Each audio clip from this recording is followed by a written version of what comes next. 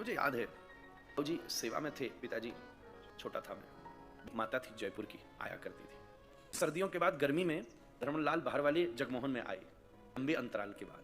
केवल इसलिए भागकर आई कि आज लाला बाहर आएगा। बूढ़ी सामने लाला खड़ा, मैं भी पास ही खड़ा था। किसी किसी का भाव होता है दिया जला के थोड़ी आरती करने का, दीपदान। ठाकुर जी बाहर आए, मुझे याद है झोला में से ठाकुर जी को देख के हाथ कांपते थे उसके। दिया अपने झोला में से निकाला, एक बार नीचे देखा, प्लास्टिक की डिबिया थी, पीले रंग का ढक्कन था, खोल के रुई निकाली, फिर ठाकुर जी को देखा, अटक गई।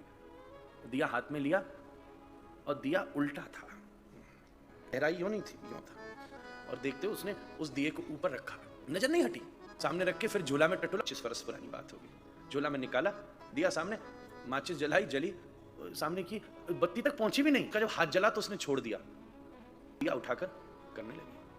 पिताजी सामने खड़े थे, पीले वस्त्र पहनकर, ऐसा कुर्ता। क्या किया ये वो क्या कर रही थी? उसका तो माचिस का दिया जला नहीं था।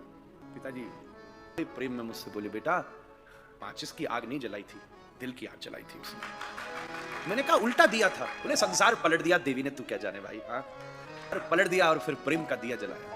मेरी 16 बत्ती की आरती व्यर्थ हो गई, उसकी बुझी हुई एक बत्ती के सामने महाराज।